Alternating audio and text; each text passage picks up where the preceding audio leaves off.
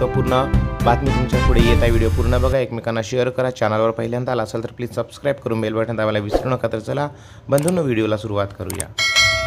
तर आता प्राप्त झालेल्या माहितीनुसार लाडकी बहीण योजनेच्या लाभार्थी महिलांसाठी एक महत्त्वाची बातमी समोर येत आहे। महाराष्ट्र सरकारने लाडकी बहीण योजनेतील लाभार्थ्यांची तपासणी सुरू केली आहे।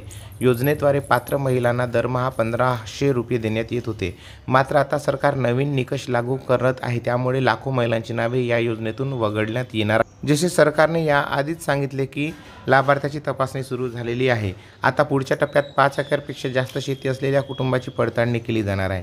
ज्या महिलांच्या कुटुंबाकडे 5 एकरपेक्षा जास्त शेती आहे त्यांचे अर्ज बाद होतील। लाडकी बहीण योजनेतून गरजू आणि आर्थिकदृष्ट्या दुर्बल महिलांसाठी आहे।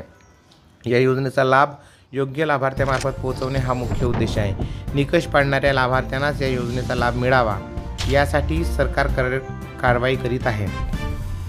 या निर्णयामुळे अंदाजे 20 लाख महिलांना या योजनेतून वगळले जाईल। काही लाभार्थ्यांनी स्वेच्छेने अर्ज मागे घेतले आहेत। सरकारचे पाऊल योग्य लाभार्थ्यांना लाभ देण्यासाठी आहे। यासाठी महत्त्वाचे मुद्दे असे: अर्ज पडताळणीच्या प्रक्रियेत येणाऱ्या नवीन निकषानुसार बदल होणार आहेत। कुटुंबाची आर्थिक स्थिती आणि शेतीची जमीन तपासली जाणार आहे। माझी लाडकी बहीण योजनेअंतर्गत योग्य लाभार्थ्यांनाच लाभ मिळावा यासाठी नवीन निकष लागू करण्याचा सरकारने निर्णय घेतला आहे, ज्यामुळे ज्यांच्याकडे 5 एकरपेक्षा जास्त शेती आहे त्यांचे अर्ज बाद। तर सरकारच्या या निर्णयामुळे बऱ्याच बहिणींचे मनही नाराज होणार आहेत। तर बघूया येणाऱ्या काळामध्ये काय आपल्याला वाटते ते कमेंट्स करून नक्की लिहा। किती लोकांचे अर्ज बाद होतील हे दिसून येणार आहे। धन्यवाद। व्हिडिओ आवडल्यास लाईक शेअर करा। चॅनलवर पहिल्यांदा असाल प्लीज सबस्क्राइब करून बेल बटन दाबायला विसरू नका। धन्यवाद।